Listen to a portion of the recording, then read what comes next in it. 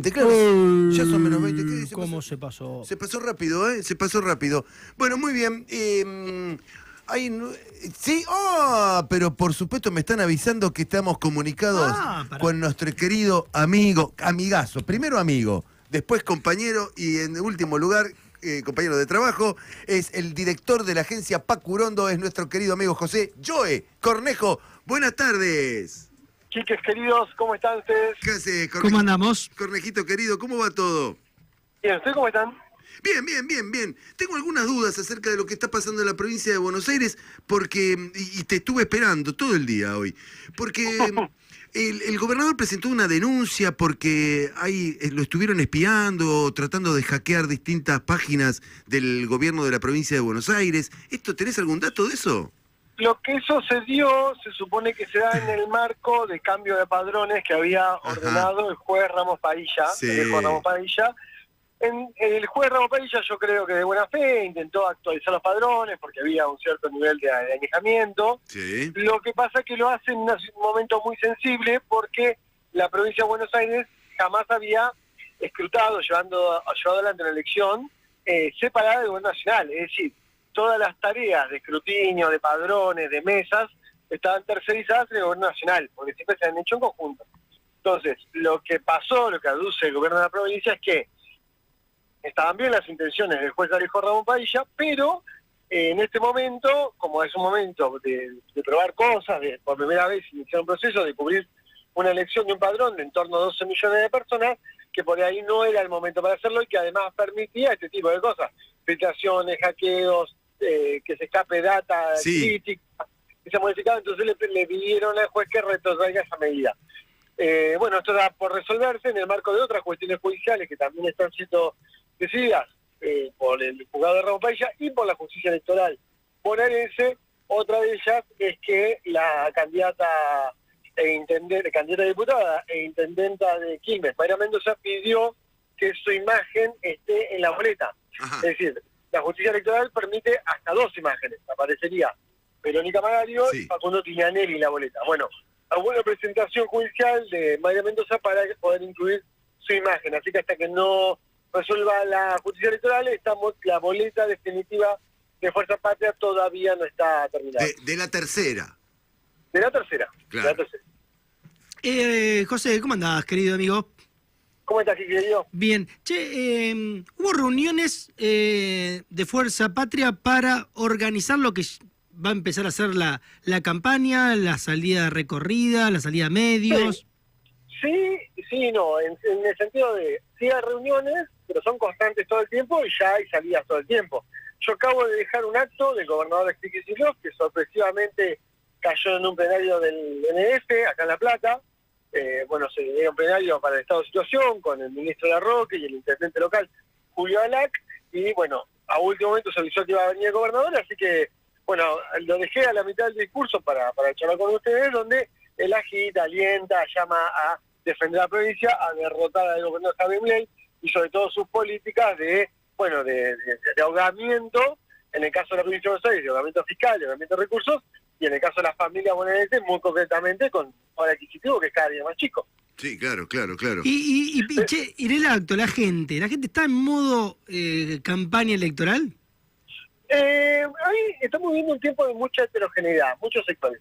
Si vos mirás en la militancia, hay de golpe un espíritu bastante extendido, porque el escenario de unidad no da posibilidades electorales, porque en algún momento parecía que Milei iba a arrasar en la provincia, y hoy, bueno, el mismo gobierno nacional, las cadenas nacionales, que no refieren, no hablan directamente de lo electoral, pero dan cuenta de que está muy preocupado.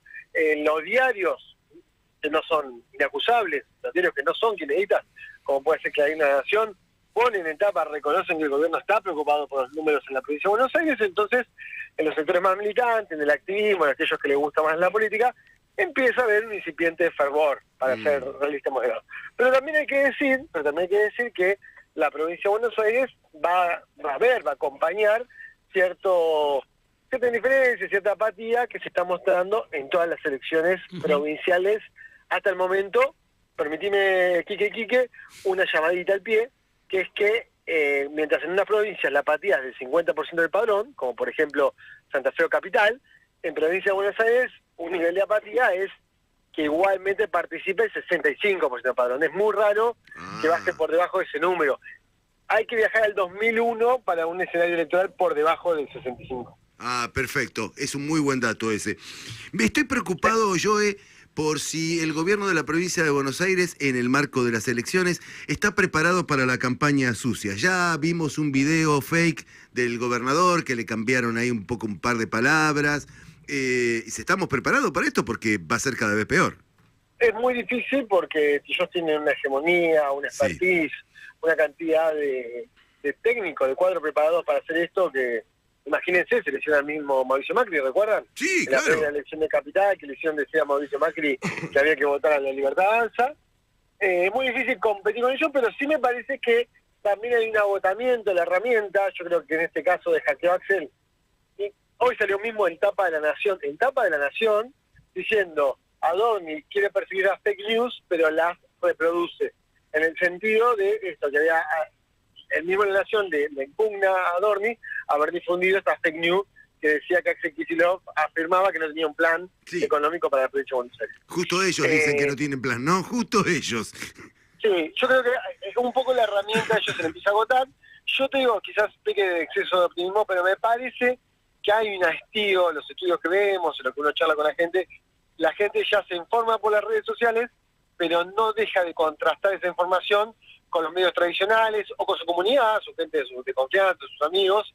Entonces, me parece que ya el efecto de las fake news, el efecto de inteligencia artificial que se utiliza para construir una campaña negra contra el kirchnerismo, me parece que está surtiendo menos efecto, que está un poco desgastada, que el electorado se vuelve cada vez más inteligente en ese aspecto. Sí, claro, empieza a saturar en algún momento, tenés razón. Sí. Y además, digamos, que si ellos tienen que estar pensando con mucha inteligencia este tipo de campañas sucias, es porque también tampoco que los números...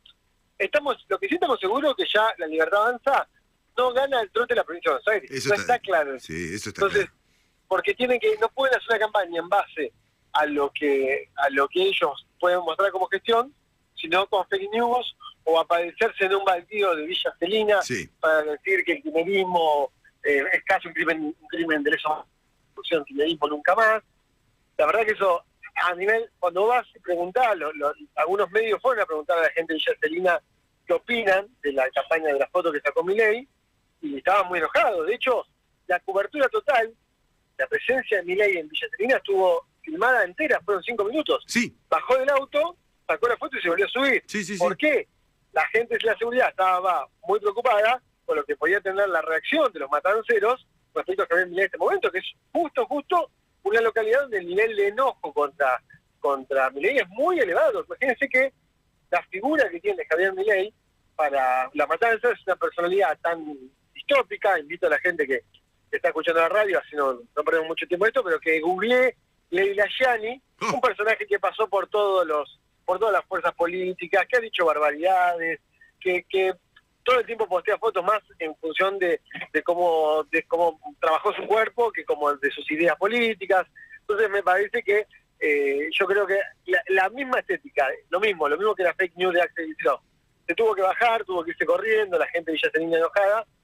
Me parece que el efecto que generó, por ejemplo, Maya Jastrelaki, que es una periodista del Diario de la Nación, tomo estas fuentes porque elijo gente que no es cuca, que no es kirchnerista, se armó para decir, Maya Jastrelaki en el programa Silvia Metáfora, que tiene en el canal que dirige Iván Jagroski, diciendo, me parece que igualar la cuestión de derechos humanos con una mala gestión presidencial está fuera de lugar. Es decir, no logra seducir sectores de centro-derecha.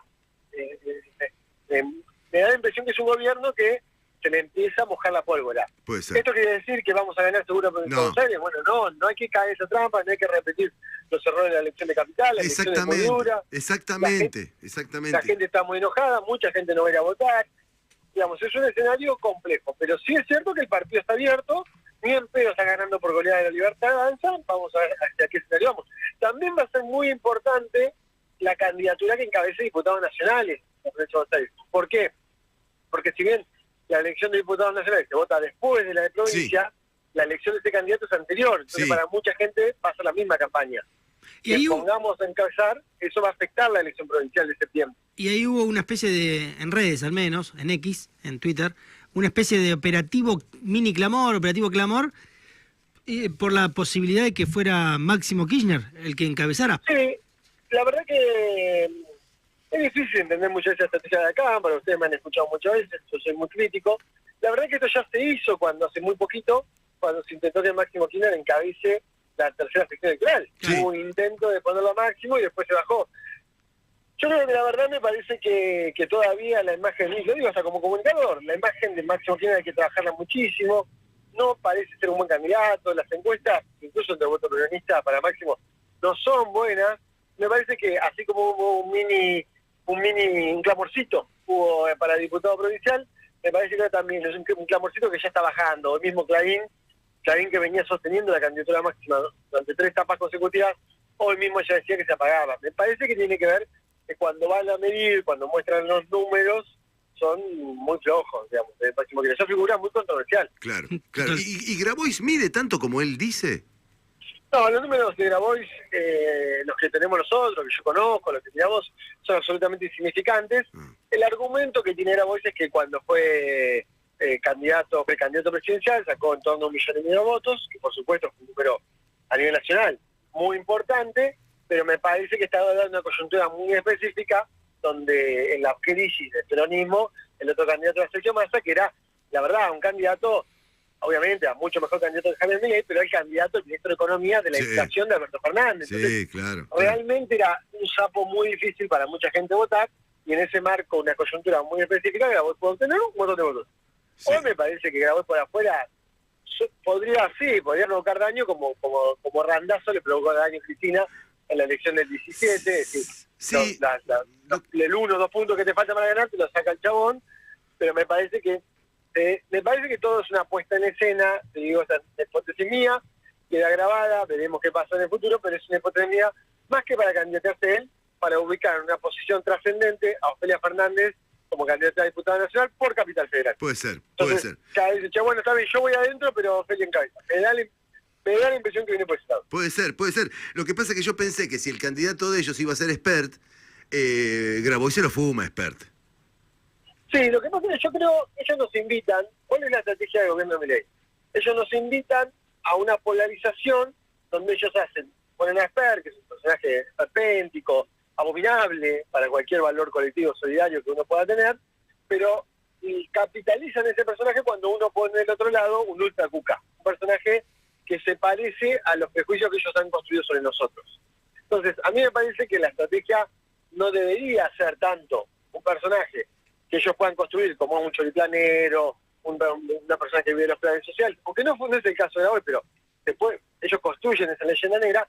Me parece más inteligente un personaje, un candidato mucho más moderado, como puede ser Tayana, como puede ser Goyan, compañeros serios, honestos, de un perfil moderado, que la verdad que su trabajo, su estilo militante es indiscutible, que me parece que desde ese lugar podemos seducir a los sectores ideológicamente más moderados, más tranquilos, que lo que están buscando es un regreso a la racionalidad política, salir de la psiquiatría que nos ha llevado el gobierno de Javier Milei. Tal cual, tal cual, tal cual.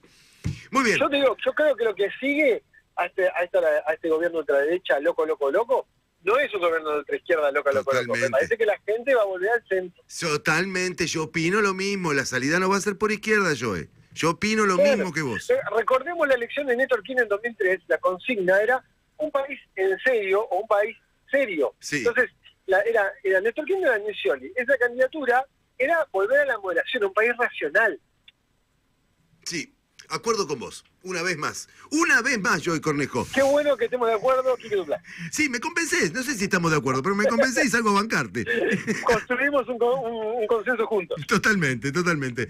Joey, siempre la única alegría de los lunes es saber que te encontramos al aire, así que... Pero qué buena noticia. Gracias, Quique. Te abrazo fuerte, Joey. Que tengas una linda Abrazo. semana. Abrazo para ambos, Quiques. Gracias. Abrazo, papá. Allí se retira Joel Cornejo, nuestro compañero que nos ayuda a pensar, pero que además es el director de la agencia de noticias Paco Urondo. Débora Tanda, ¿no? Bueno, vamos con ella.